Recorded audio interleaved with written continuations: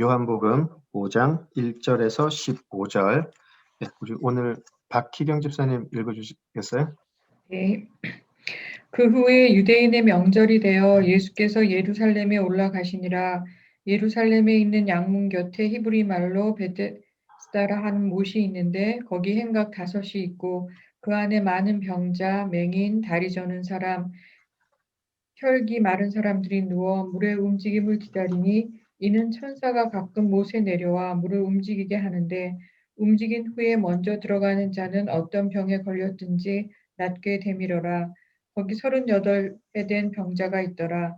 예수께서 그 누운 것을 보시고 병이 벌써 오래된 줄 아시고 이르시되 내가 낫고자 하느냐. 병자가 대답하되 주여 물이 움직일 때에 나를 못에 넣어주는 사람이 없어 내가 가는 동안에 다른 사람이 먼저 내려가나이다. 예수께서 이르시되 일어나 내 자리를 들고 걸어가라 하시니 그 사람이 곧 나아서 자리를 들고 걸어가니라. 이날은 안식일이니 유대인들이 병 나은 사람에게 이르되 안식일인데 내가 자리를 들고 가는 것이 옳지 아니하니라. 대답하되 나를 낫게 한 그가 자리를 들고 걸어가라 하더라 하니 그들이 묻되 너에게 자리를 들고 걸어가라 한 사람이 누구냐 하되 고침을 받은 사람은 그가 누구인지 알지 못하니 이는 거기 사람이 많으므로 예수께서 이미 피하셨음이라. 그 후에 예수께서 성전에서 그 사람을 만나 이르시되 보라 내가 나았으니 더 심한 것이 생기지 않게 다시는 죄를 범하지 말라 하시니 그 사람이 유대인들에게 가서 자기를 고친 이는 예수라 하니라. 아멘. 기도하시죠. 아버지 하나님, 은혜를 감사합니다. 오늘도 저희들에게 귀한 예수님의 이야기를 허락해 주심을 감사합니다. 이야기 나누는 가운데에 오직 예수님의 영광만이 나타나게 하시고 하나님의 온전하신 뜻을 우리 모두가 잘 깨달을 수 있도록 우리들의 삶을 움직이는 힘이 될 수 있도록 인도하여 주시옵소서. 예수님 이름으로 기도드립니다. 아멘. 네. 이제 사마리아 이야기를 끝을 내고요. 이제 오늘부터 이제 5장으로 들어가게 되었는데요. 이제 사마리아에서 예수님께서는 또 북쪽 갈릴리로 가셨다가 이제 5장 1절에 보시면 그 후에라고 하셔가지고요. 이제 사마리아 그리고 갈릴리 그리고 이제 다시 시간이 좀 지난 후에 예수님은 예루살렘으로 다시 내려가시는 것을 우리가 볼 수 있죠. 여기서 보시면 1절을 보시면은요. 5장 1절을 보시면 유대인의 명절이 되어 예수께서 예루살렘에 올라가시니라라고 되어 있는데요. 어느 명절인지는 사실 확실하지가 않죠. 그 세 가지 큰 절기가 있는 것을 우리가 알고 있는데요. 6월절이라고 하는 사람도 있고 또 초막절이 아닐까라고 추측하는 사람들도 있고요. 여러 가지 다른 의견이 있는데 어쨌든 그 세 가지의 명절 중에 하나가 아닐까 싶습니다. 그리고 특히 이 세 가지 그 절기로 많은 유대인들이 예루살렘에 올라가게 되면은요, 사실은 그 지키는 절기 자체가 안식일이죠. 그래서 굳이 그 이제 그 세바스라고 하는 그 안식일에 이 사건이 일어났을 수도 있고요. 아니면 안식일 기간이라고 할 수 있는 이 명절 기간의 어떤 날에 오늘 우리가 읽었던 예수님의 38년 된 병자 고치시는 이야기가 일어났을 수도 있고요. 아무튼 우리가 지금 우리가 추측할 수 있는 것은 굉장히 붐비는 처음에 예수님께서 예루살렘에 가셨을 때도 굉장히 붐비는 가운데에서 예수님이 성전을 파괴하라. 내가 다시 세우겠다라고 하시면서 여러 표적을 보여주셨는데요. 역시 비슷한 분위기가 아닐까 싶습니다. 자, 이제 우리가 정말 너무나 잘 알고 있는 38년 된 병자를 고치시는 모습인데요. 특별히 5장의 전반부에 나오는 38년 된 병자를 고치시는 이 모습을 우리가 예수님께서 한 병자를 고치셨다. 거기에만 머물러 있으면 사실 요한복음의 흐름에 굉장히 중요한 것을 놓치게 되죠. 지금 사도 요한이 이 요한복음을 작성하는 가운데 이 5장에 나오는 38년 된 병자를 고치시는 이 내용은요. 예수님이 또 한 번의 이적을 보이셨다. 거기에 그치는 것은 아니고요. 사실 더 큰 그림이 있는데요. 이 38년 된 병자를 고치셨던 이 사건이 무엇으로 연결이 되는가에 사실은 더 큰 관심이 있죠. 우리가 이 사건 하나에만 너무 집중을 하다 보면 어떤 흐름에 지금 이 사건의 중요성이라 그럴까요? 그것이 있는지를 놓치게 되는데요. 지금 이 사건의 중요성은 몇 가지가 있는데요. 물론 처음은 예수님께서 병자를 고치셨다 있겠죠. 그렇지만 그 세팅이라고 하죠. 시간, 장소 그런 것들을 보면 이것이 안식일에 예수님이 이 일을 행하셨다라는 것이 사실은 더 큰 문제가 있는 것이죠. 더 큰 그림은 예수님께서 안식일에 병자를 고치셨고 유대인들은 안식일에 병자를 고쳤다는 사실에 분개한다라는 것이죠. 18절을 보시면은요. 18절을 보시면 유대인들이 이로 말미암아 더욱 예수를 죽이고자 하니 이는 안식일을 범할 뿐만 아니라 하나님을 자기의 친아버지라 하여 자기를 하나님과 동등으로 삼으심이라라고 해가지고요. 이제 예수님과 유대인들의 갈등이 증폭되는 계기가 되는 것을 볼 수가 있겠습니다. 자, 그래서 이제 점점 격화되는 유대인들의 적개심, 그것을 우리가 살펴볼 수 있으면 좋겠어요. 오늘 우리가 볼 부분은 일단은 예수님께서 병자를 고치신 이 부분에 오늘은 집중을 할 거고요. 그렇지만 다음 주에는 과연 이 예수님의 이적이 어떻게 발전되어 가는지, 발전하면 좀 그런데요. 어떻게 전개되어 가는지 살펴보겠습니다. 왜 중요하냐면요. 이제 예수님과 유대인들이 본격적으로 충돌을 하게 될 때에 예수님께서는 자신의 하나님의 아들 되심, 그리스도이심에 대한 정체성을 본인의 입으로 밝히시기 시작하시죠. 굉장히 좀 길게 나오게 되는데요. 사실 사도 요한이 이 요한복음을 작성했던 가장 큰 목적이 바로 그것이죠. 어떻게 예수님이 하나님의 아들이 되시는가, 어떻게 그분이 그리스도이신가를 보이는데 원래 목적이 있기 때문에 사실 지금 이 4장에서 5장으로 넘어오는 이 오늘 본문은 그 사도 요한의 지필 의도라 그럴까요? 거기를 비춰서 보면 굉장히 중요한 부분임을 알 수가 있겠습니다. 이제 5장부터 예수님께서는 예수님 자신이 메시아 되심에 본격적으로 대항하는 유대인 또 종교 지도자들의 모습을 보게 되고 그리고 과연 그들은 무엇으로 예수님을 반대하는가? 바로 그것이 율법과 전통이었다. 그것을 볼 수 있겠습니다. 지금 우리의 입장으로 볼 때 아니 율법을 가지고 예수님을 거부하고 예수님을 대항한다라는 것이 말이 되나라고 생각할 수가 있겠지만 우리가 또 유대인들의 입장으로 당시 유대인들의 입장에서 본다면 사실 그분들이 아니죠. 예, 그 사람들의 반응이 어쩌면 자연스럽다고도 할 수 있죠. 왜냐하면 하나님께서 주신 율법이라는 것은 바로 그들의 민족 정체성이었으니까요. 그들이 목숨보다 소중하게 지켜온 전통이었고 하나님의 택함 받은 선민이었다라는 증거였기 때문에 그들이 그 율법과 전통을 가지고 예수님을 대항했던 그 모습은 어쩌면 그 당시 유대인의 입장에서는 자연스러운 것은 아니었을까라고 생각할 수 있죠. 물론 그들에게 영적인 눈이 없어서 바로 그 율법이 가르치는 그리스도가 예수님인 것을 알지는 못했지만 그들이 이렇게 율법에 집착하고 율법을 가지고 모든 것을 판단했던 것은요. 그렇게 어색한 것은 아니죠. 자, 이제 예수님의 입장으로 한번 가볼까요?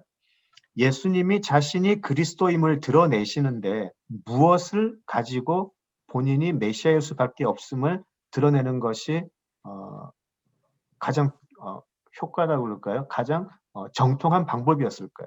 그들이 최고로 알고 있는 것을 무너뜨렸을 때 그들이 목숨보다 더 소중하게 지킨 것들을 깨트리고 그것보다 더 뛰어남을 증명할 때에 예수님은 자신이 이 모든 위에 있는 하나님의 아들이심을 나타낼 수가 있겠죠. 우리가 히브리서를 공부할 때도 히브리서 기자가 계속해서 예수님은 뭐뭐보다 혹은 누구누구보다 뛰어나시다를 반복해서 증거했던 것을 우리가 볼 수 있습니다. 마찬가지죠. 히브리서는 유대교 그리스도인들을 위해서 쓰여졌던 글이었는데 거기서 역시 예수님은 율법보다 뛰어나시고 제사장보다 뛰어나시고 천사보다 뛰어나시고 모세보다 뛰어나신 분이다라고 해서 그들이 최고의 가치로 알고 있었던 것 위에 계시는 예수님을 계속 증거를 했었는데요.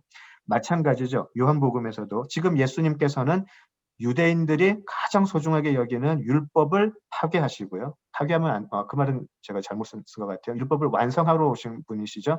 율법 위에 계셨고 그들이 지키고 있는 전통 위에 계신 분이라는 것을 계속해서 증거를 하시는 것입니다. 자, 그렇지만 유대인들은 그것을 받아들일 수가 없었죠. 받아들일 수가 없었고 거기에 대한 반발이 이제 예수님의 십자가로 이어지는 것을 우리가 알 수 있습니다. 자, 이제 오늘 본문으로 한번 가보죠. 5장 1, 2절로 가보겠습니다. 자, 그 후에 유대인의 명절이 되어 예수께서 예루살렘에 올라가시니라. 예루살렘에 있는 양문 곁에 히브리 말로 베데스다라 하는 못이 있는데 거기 5 행각이 있고 라고 되어 있는데요. 자, 우리가 너무나 잘 알고 있는 내용이고요. 여기에 대해 이 본문에 대해서 참 많은 공부도 했고 또 우리 설교를 또 들어왔는데요. 한번 살펴보죠. 예루살렘이 우리 서울과 같이 이렇게 그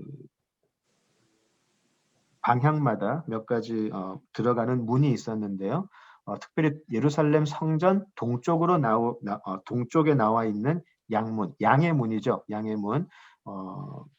지금 거기가 이제 이 이야기가 벌어지고 있는 세팅이 되는데요.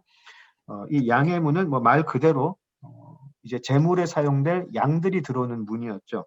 또 다른 동물들이 들어오는 소가 들어온다거나 또 뭐 다른 동물들이 들어오는 문들도 따로 있었다고 그래요. 자, 그런데 우리가 양들은 좀 특별한 동물이죠. 우리 유대인들에게도 그렇고 또 우리들에게도 그런데요. 유월절 양이 말하는 것처럼 이 히브리인들에게 이 양이라는 동물은 굉장히 큰 의미가 있었을 것 같아요. 그죠?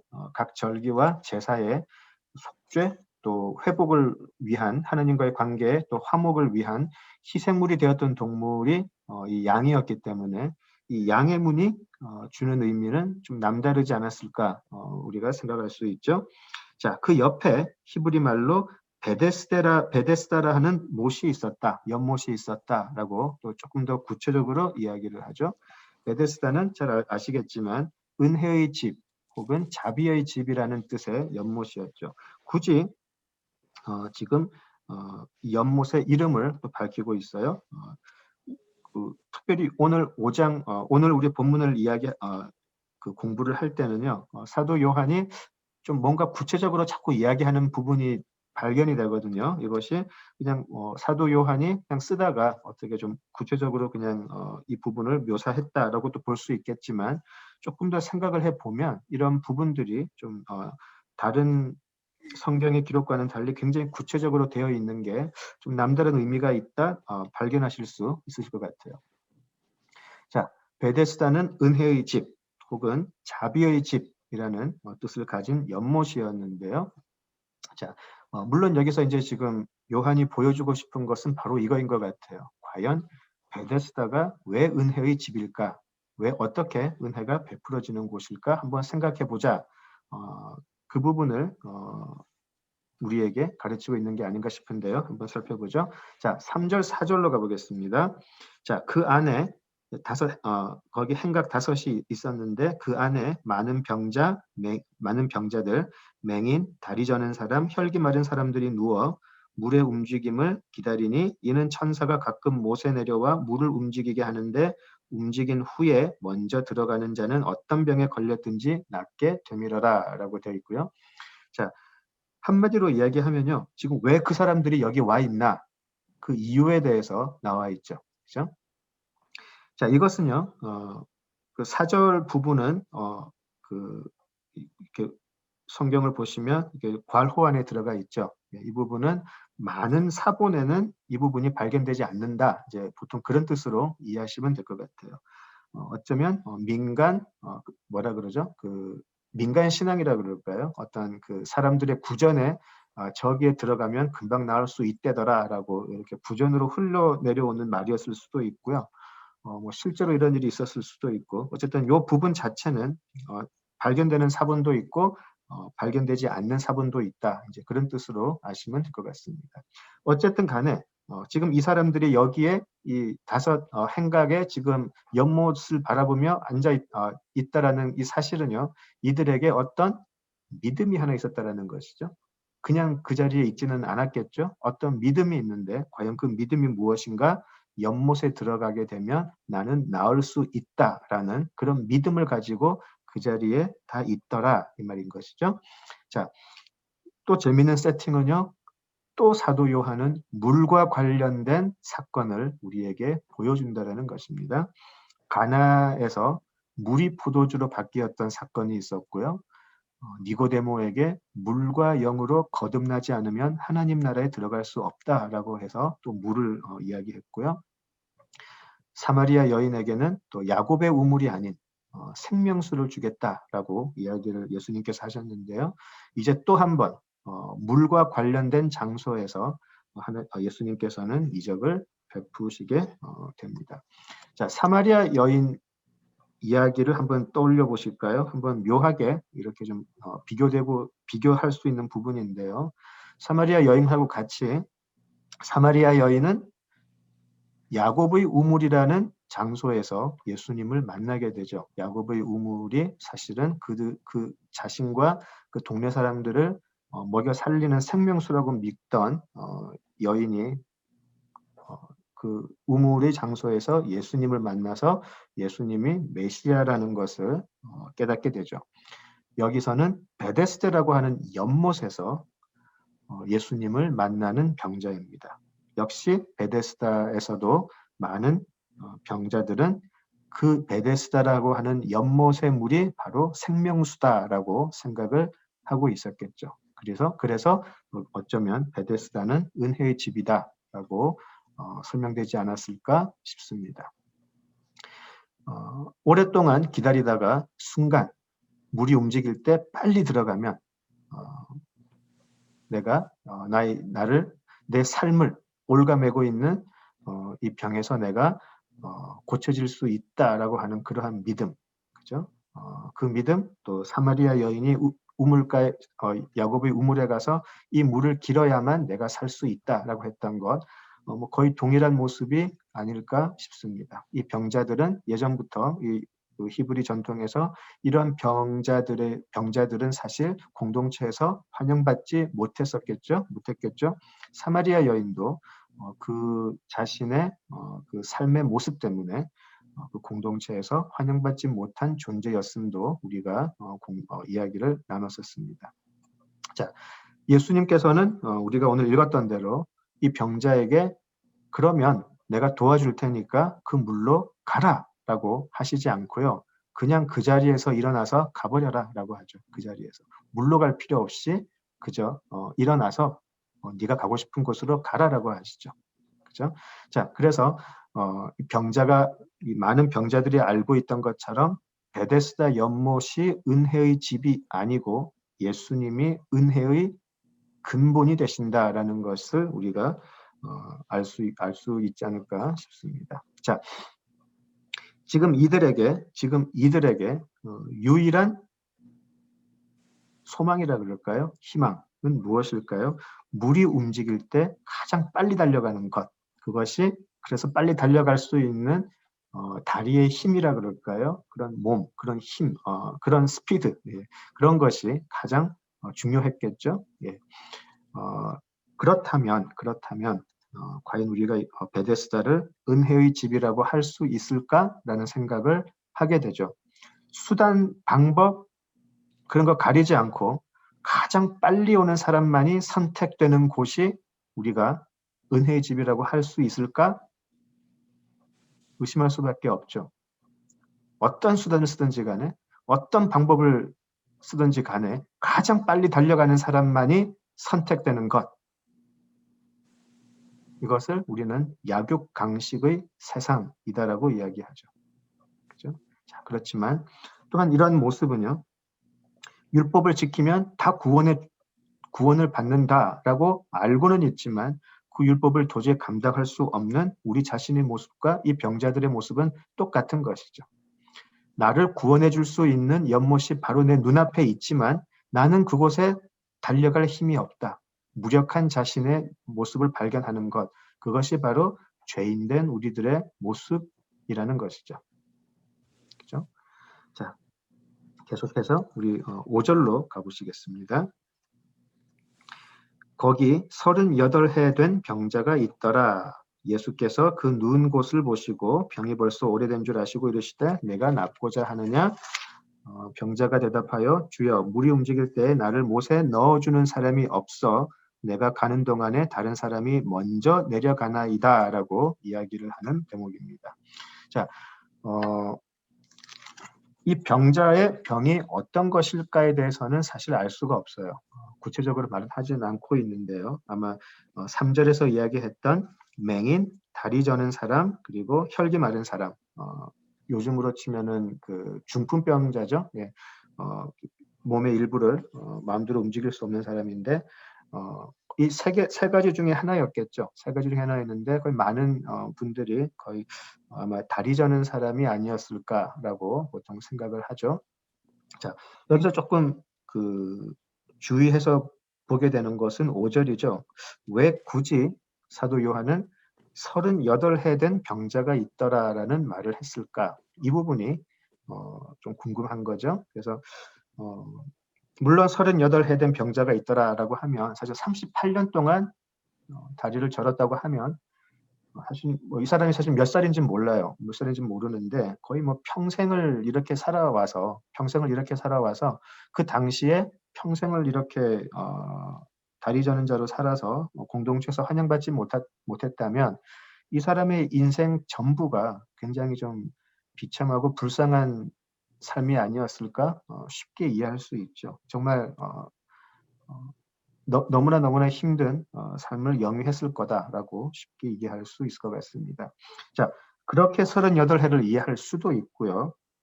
또 38해, 38년이라고 했다면 또 그 유대인들에게는 또 특별한 의미가 있는 숫자죠. 이 38년이라는 세월은요. 광야 생활을 떠올리지 않았을까라고 또 생각을 할 수가 있겠습니다. 그들의 유대인들에게는 출애굽이라고 하는 정말 너무나 소중하고 귀한 역사가 있는데요. 그들에게 광야 40년이라는 세월은 너무나 중요한 그들의 민족의 정체성이 만들어지고요. 그들의 그 하나님의 그 선민으로 나아가는 너무나 중요한 사건이었는데요. 그 40년 중에 가나안을 바로 눈앞에 두고요. 하나님께서 약속하신 가나안 땅을 바로 눈앞에 두고 정탐대를 보냈던 모세에게 갈렙과 여호수아를 제외한 모든 사람들이 부정적인 보고를 했죠. 그래서 거기에 노하신 하나님이 이제 가데스 바네아부터 가나안 입성까지 38년을 그냥 광야에서 돌려버리시죠. 들어가지 못하게. 그래서 어쩌면 굳이 사도 요한이 이 38해라고 여기 묘사를 굳이 기록을 한 이유는 바로 그 38년의 그 불순종의 삶을 여기서 강조하기 위해서 굳이 쓰지 않았을까 그렇게 해석을 할 수도 있겠습니다. 가데스 바네아부터 바로 들어갈 수 있는 가나안인데 가데스 바네아부터 가나안까지 38년이라는 세월을 그들은 불순종의 신앙으로 말미암아 지내게 되었고 결국 그들은 못 들어가게 되죠. 결국 그 세대는 가나안을 앞에 두고 다 죽어버릴 수밖에 없죠. 그리고 그 다음 세대가 들어가게 되는 것을 우리가 알 수 있습니다. 그리고 이 사건이 기록된 민수기 13장을 보시면은요. 그들의 우리가 잘 알고 있는 내용인데요. 민수기 13장을 보시면 그 정탐한 사람들이 돌아와서 가나안 거주민들에 대해서 이야기할 때 키가 크고 너무나 그 힘이 세게 보여서 우리가 그들에게 우리를 비교하면 메뚜기 같이 보일 수밖에 없습니다라고 자기 비하를 심하게 하는 것을 기억을 하실 거예요. 또 민수기 13장 32절을 보시면은요. 분명히 가나안은 하나님이 약속하신 땅이죠. 젖과 꿀이 흐르는 약속하신 땅인데 민수기 13장 32절을 보면요. 그들은 정탐한 땅을 악평하였다라고 나와 있어요. 하나님께서 들어가라라고 하신 약속의 땅인데도 그들은 그 땅을 악평하기 시작했어요. 그래서 하나님의 약속을 악하게 평하기 시작함으로 해서 그들은 하나님의 진노를 사게 되는 것이죠. 자, 그 모습을 여기에 이렇게 포개 보시면은요. 38년 된 병자 역시 은혜가 있는 그 자리, 바로 눈앞에 보고 있는데, 바로 눈앞에 보고서도 들어갈 수 없는 자신의 약함만을 보고 있는 것이죠.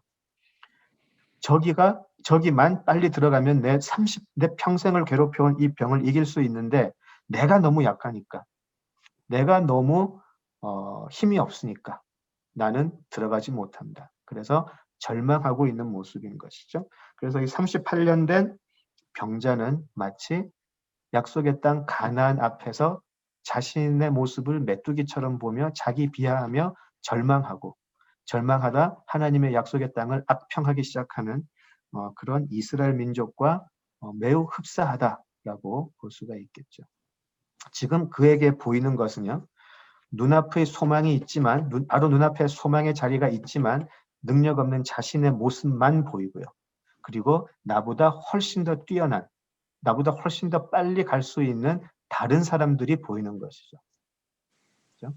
자, 7절을 보시면은 예수님께서 네가 낫고자 하느냐라고 물어보셨는데 이 사람은 그냥 예라고 하면 되죠. 낫고자 하기 위해서 나으려고 지금 그 베데스다 앞에 와 있을 텐데요. 네가 낫고자 하느냐라고 했었을 때 그냥 낫고 싶습니다. 그러면 되는데 이 사람의 대답은 재밌죠. 나를 못에 넣어주는 사람이 없어서 내가 고침을 받지 못합니다라고 불평을 하죠. 그렇죠? 자, 여기서 많은 신앙인의 모습을 볼 수 있을 것 같아요.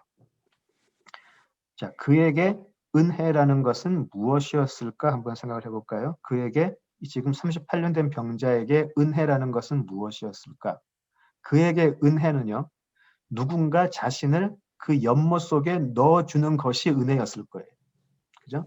자신은 힘이 없으니까, 자신은 물이 움직일 때 달려갈 수 있는 힘이 없으니까 누군가 나로 하여금 그 연못에 빨리 넣어줄 수만 있다면 그 사람이 자신에게 은혜 베푸는 사람이 될 거예요. 그게 예수님에게 했던 대답이었죠. 누가 나만 빨리 은혜에 넣어주면 좋겠습니다. 그의 믿음은 무엇이었을까요?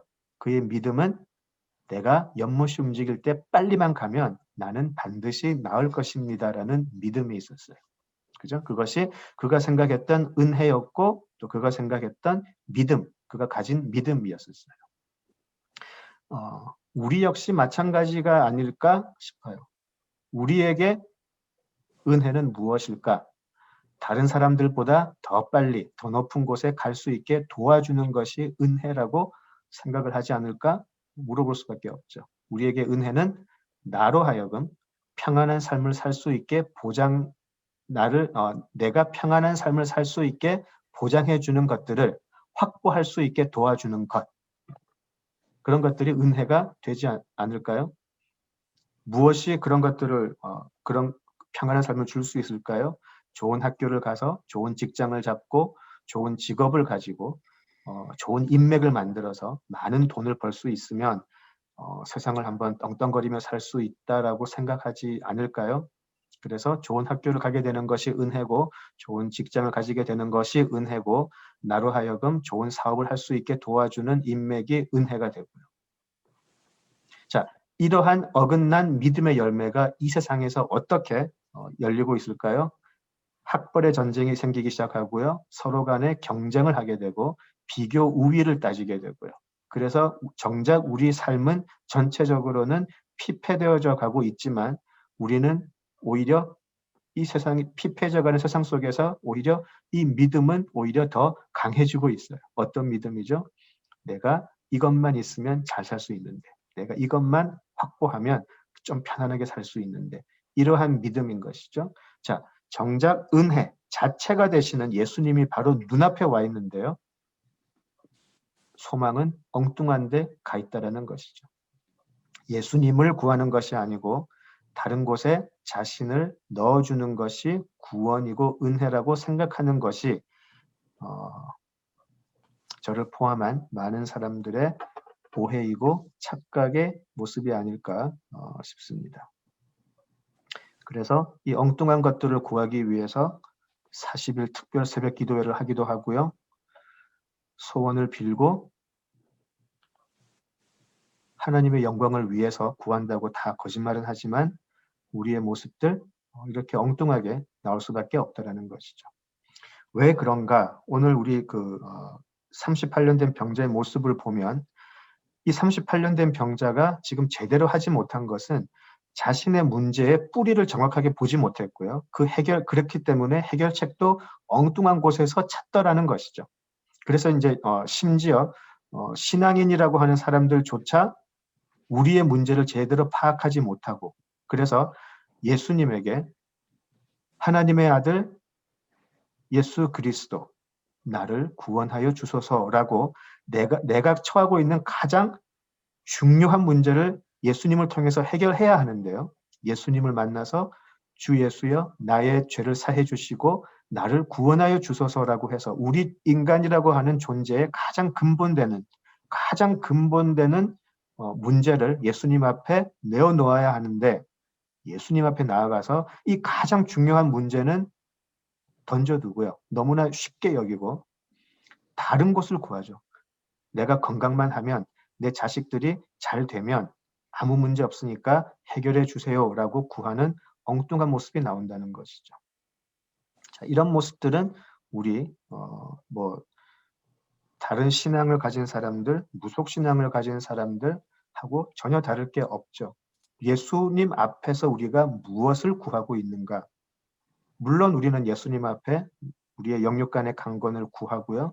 우리 자식들의 평안을 구하고 우리들의 삶의 평안을 위해서 간구하죠. 또 해야 하고요. 그러나 그것들이 우리들에게 가장 근본되는 문제는 아니라라는 것이죠. 지금 이 병자 역시 자신의 문제를 제대로 파악을 못했기 때문에 다른 해결책이 나오는 거예요. 나를 저 연못에 넣어달라는 것이죠.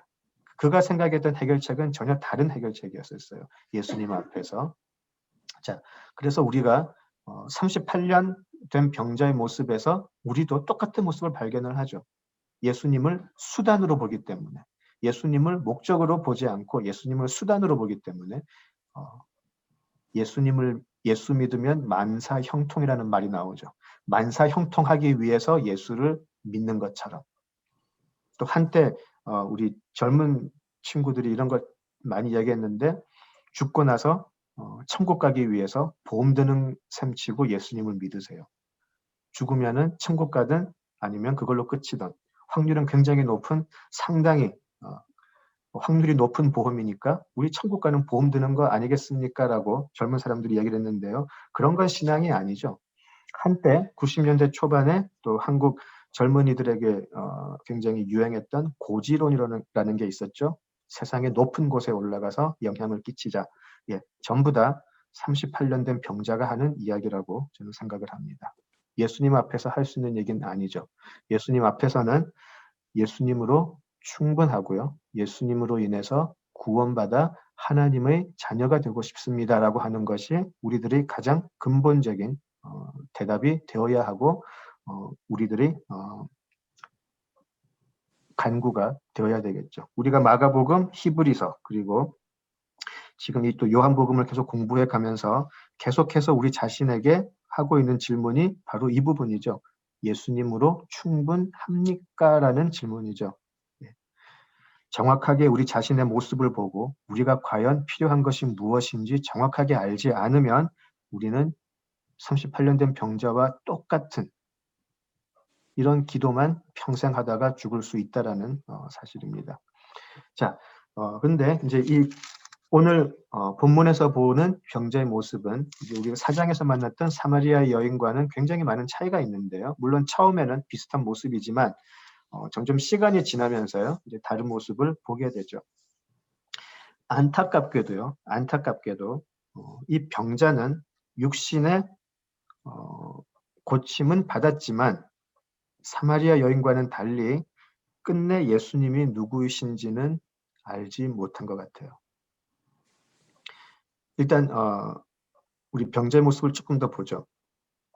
병자의 모습이 지금 대표하고 있는 모습은 은혜를 입고서도 예수님을, 그 은혜를 허락하신 예수님을 제대로 알지 못하고, 예수님을 제대로 알지 못했기 때문에 은혜를 입은 후에 새로운 삶을 살지 못하고 다시 옛길로 돌아가는 사람들의 모습을 볼 수 있죠. 그가 처음에 고침을 받았을 때는 예수님이 누구인지 알지 못했고요. 물론 예수님도 그 자리를 빨리 피하셨지만 또 그 역시 적극적으로 예수님을 찾은 것 같지 않아요. 자기 자신의 고침에 놀라서 그랬을 수도 있겠지만 그는 자신을 고친 사람인 예수님에 대해서 별로 관심이 없었던 것 같아요. 그죠? 자, 그런데 예수님과 두 번째 만남 후에 한번 보실까요? 14절에 보시면 그 후에 예수께서 성전에서 그 사람을 만나 이르시되 내가 나았으니 더 심한 것이 생기지 않게 다시는 죄를 범하지 말라 하시니 라고 해서요. 그는 두 번째 예수님을 만나게 되는데요. 자, 이때 이 사람의 반응은 굉장히 다른 반응이죠. 사마리아 여인과는 굉장히 다른 모습이에요. 15절 그 사람이 유대인들에게 가서 자기를 고친 이는 예수라 하니라 라고 되어 있어요. 왜 그랬을까요? 왜 이 사람은 예수님을 두 번째 만나서 바로 유대인들에게 달려갔을까요? 사마리아 여인은 예수님과의 대화 속에 어느 순간 영의 눈이 열리면서 예수님을 메시아라고 보게 되었고요. 그 후에 그 여인은 동네 사람들에게 가서 내가 메시아를 만났다라고 외치게 되죠. 그런데 지금 이 병자는 병의 고침을 받고 난 후에 유대인들에게 달려가서 나를 고친 사람이 예수라는 사람입니다라고 고발을 하고 있어요. 왜 그랬을까요? 여기에 중요한 것이 9절을 보실까요? 5장 9절 그 사람이 곧 나아서 자리를 들고 걸어가니라 이날은 안식일이니 바로 이것 때문이죠. 바로 이것 때문이에요. 자, 9절과 10절을 보시면은요. 또 10절을 보실까요? 유대인들이 병 나은 사람에게 이르되 안식일인데 네가 자리를 들고 가는 것이 옳지 아니하니라 라고 이야기를 해요. 지금 유대인들은요. 38년 된 병자가 벌떡 일어나서 걸어가는 모습에 놀란 게 아니고요. 안식일에 왜 자리를 들고 일어나느냐는 거죠. 좀 너무 어이가 없죠, 사실. 자, 그런데 이들이 지켰던 안식일. 근데 사실 안식일이라는 것은 음식 규례와 더불어서 안식일은 유대인들의 신앙의 가장 정점에 있는 최고의 신앙의 표현이었죠. 그것은 지금도 우리가 지키고 있고요. 제가 예전에 우리 이정근 집사님께서 한번 이스라엘 사람들 그 동영상을 나눠주신 적이 있는데요. 그 유튜브에 있는 거. 거기에 잘 나와 있더라고요. 그 안식일을 지키기 위해서 모든 일은 그 전날까지 다 끝내놓고요. 안식일에는 정말 정말 최소한의 정말 숨만 쉬는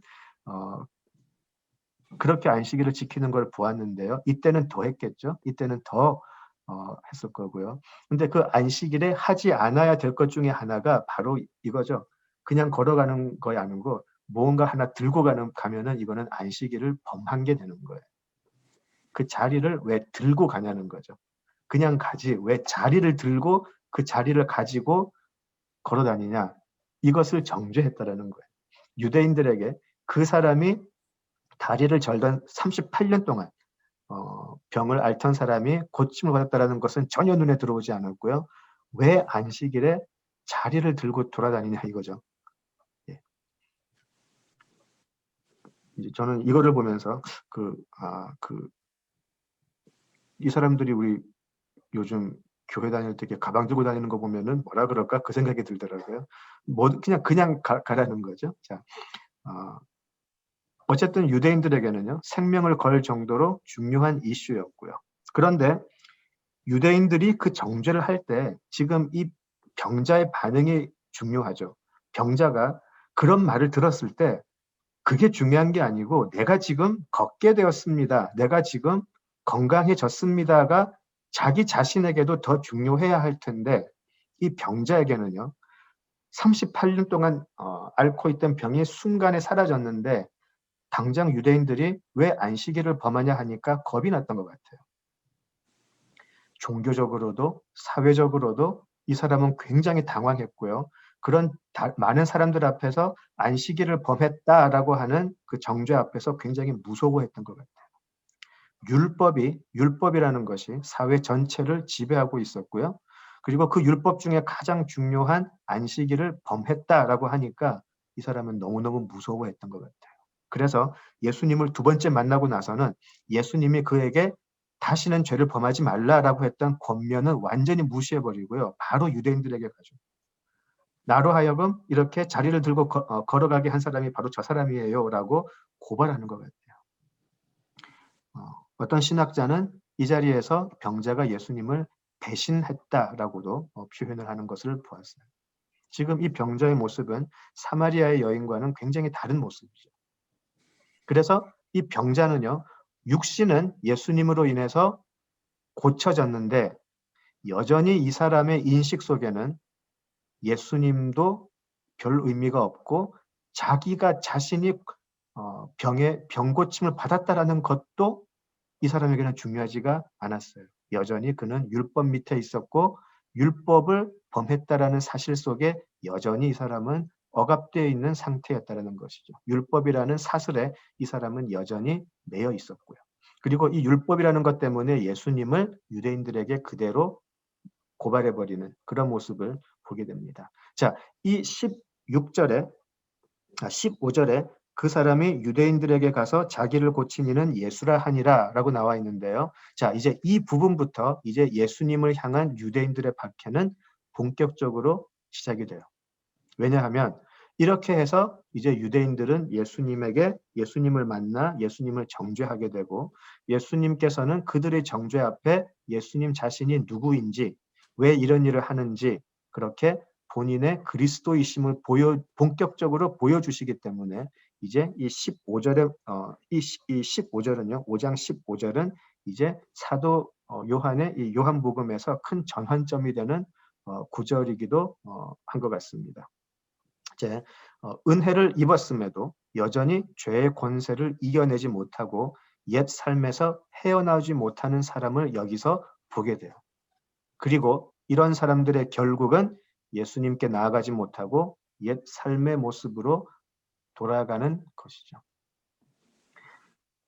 이런 모습 많이 보죠. 하나님의 은혜를 그렇게 입은 사람인데 나중에는 하나님보다 예수님보다 세상으로 들어가는 사람들이 굉장히 많음을 보게 되죠. 그리고 우리 스스로도 우리 평생에 하나님의 은혜를 입었으면서 우리도 38년 된 병자처럼 세상에 예수님을 고발하는 자가 될 수 있다라는 그러한 긴장감은 늘 가지고 있어야 할 것 같습니다. 자, 14절에서요. 예수님께서는 성전에서 그 사람을 만나 이르시되 보라 네가 나았으니 더 심한 것이 생기지 않게 다시는 죄를 범하지 말라 그렇게 이야기하시죠. 우리가 마가복음 공부할 때도 보았지만 예수님께서는 정말 많은 이적을 일으키셨고요. 병든 사람을 고쳐주셨고 그렇게 했지만 많은 사람들이 고침만 얻고 예수님을 떠나갔음을 우리가 볼 수 있어요.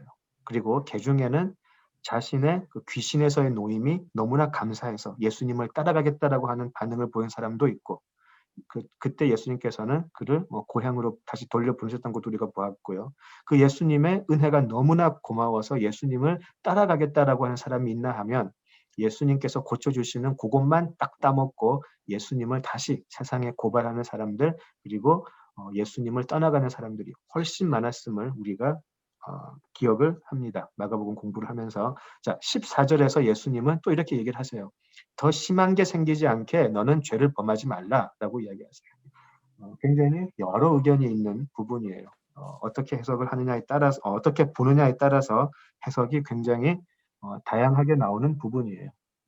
또 어떤 분들은 이 38년 된 병자의 병은 원래 실제로 그 사람의 병은 아마 자신의 어떤 특정한 죄 때문에 생겼던 병이었는데 예수님이 그것을 고쳐주심으로 해서 이 사람이 만약에 또 죄를 짓는다면 이 사람은 더 비극적인 상황이 닥칠 것이다라고 경계했다라는 것이죠. 예, 실제로 이 사람의 병은 죄로 인한 병이었다라고 해석하는 분이 계세요. 그러니까 그 마태복음 12장에 이런 내용 나오잖아요. 더러운 귀신이 이제 사람에게서 나갔는데 나중에 다시 돌아오고 혼자만 오는 게 아니고 악한 일곱 귀신을 더 데리고 와서 그 사람의 삶이 더 피폐해졌더라. 이제 그런 내용이 나오는데요. 조금 비슷할 수 있다라는 것이죠.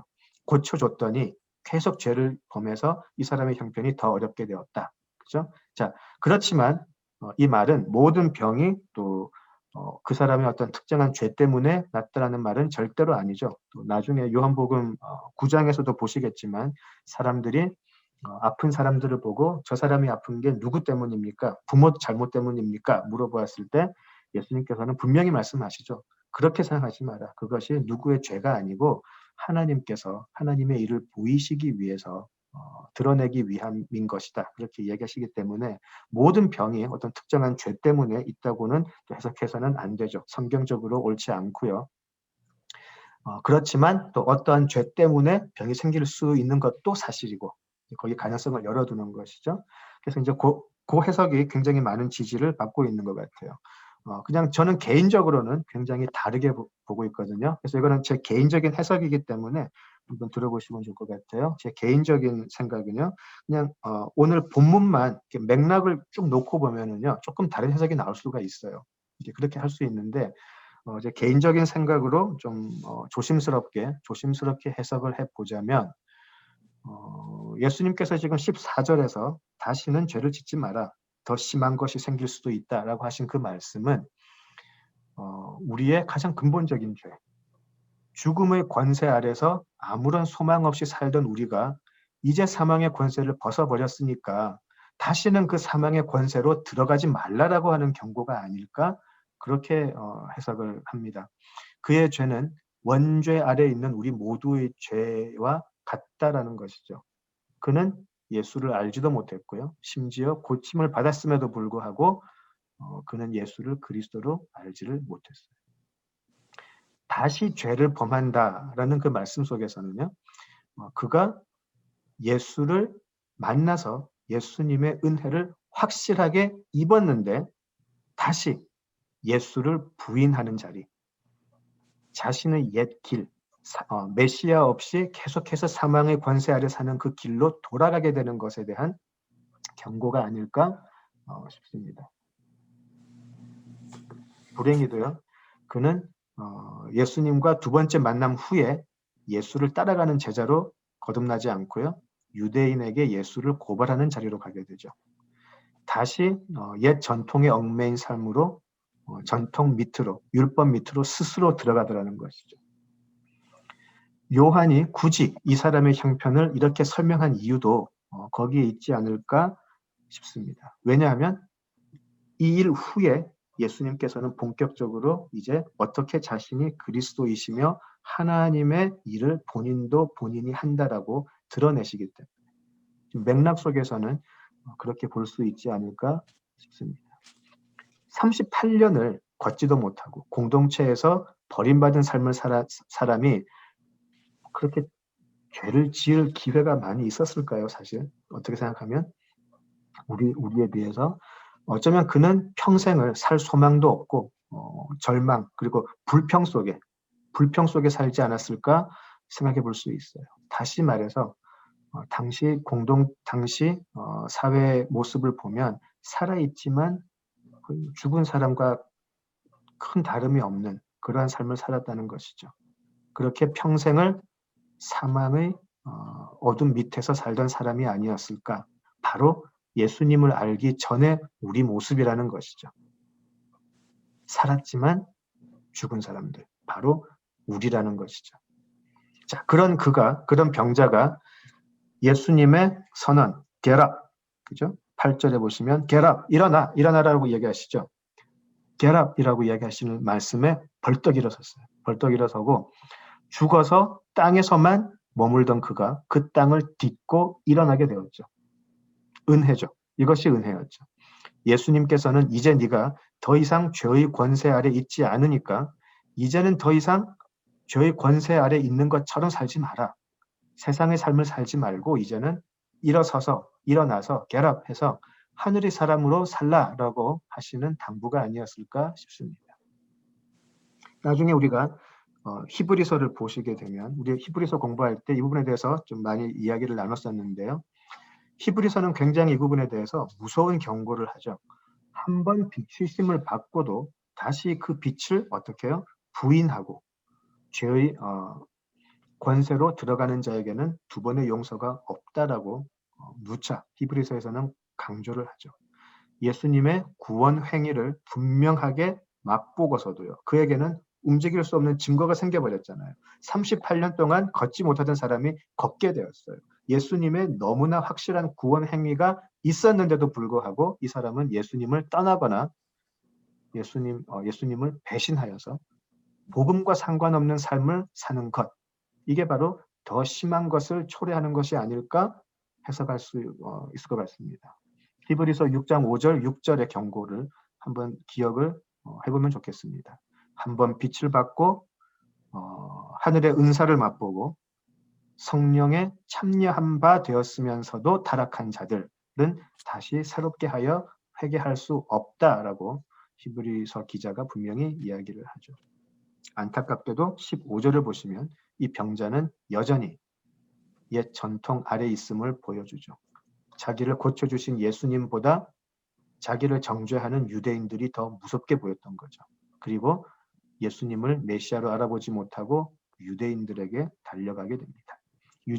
예수님을 만난 후에 사마리아 여인은 예수님의 메시아 되심을 알리지만 5장에서는 고침을 받은 병자는 유대인들에게 달려가서 예수님을 고발하는 모습, 묘하게 비교가 되죠. 우리는 예수님을 만난 후에 어떤 모습으로 살고 있는가 다시 한번 되돌아보는 계기가 되면 좋겠습니다. 이번 주는요, 성탄 주간이죠. 성탄 주간이고요. 또 세상의 교회들은 성탄 주간으로 지키죠. 그죠? 자, 아까 우리 김경숙 집사님께서 기도하셨듯이 세상은 그리스도 없는 굉장히 뭐라 그럴까요? 즐거운 시간을 보내죠. 우리는 과연 누구의 탄생을 기다리고 또 소망하고 또 축하하는지 생각할 수 있는 주간이 되면 좋겠습니다. 사마리아 여인이 만난 메시아, 그래서 나의 물동이를 깨뜨려도 아깝지 않은 그러한 메시아의 탄생을 기뻐하는 것인가? 아니면 내 삶의 형편을 낫게 해주고 이 힘든 인생 그래도 나름대로 의미 있게 살 수 있게 해주는 그렇게 나에게 도움을 주는 한 사람의 탄생을 기다리고 기뻐하는 것인가?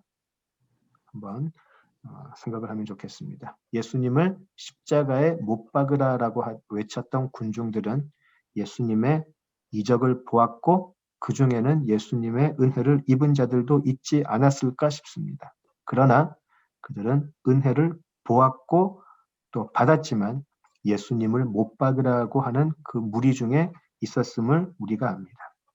그리고 우리에게 기쁨이 되는 것은 그리고 놀라운 감사가 되는 것은 예수님은 바로 예수님을 십자가에 못 박으소서라고 외치는 그들을 살리기 위해서 오셨다라는 것이죠. 그래서 예수님은 하나님께 아버지께 저들을 용서해 달라고 십자가에서 기도하셨고요. 바로 그 목적으로 이 땅에 오신 예수님, 그 탄생을 기뻐하는 이번 성탄 주간 되면 좋겠습니다. 그러한 성탄의 은혜가 우리 모두와 함께 하기를 예수님 이름으로 기원합니다. 기도하시죠. 아버지 하나님,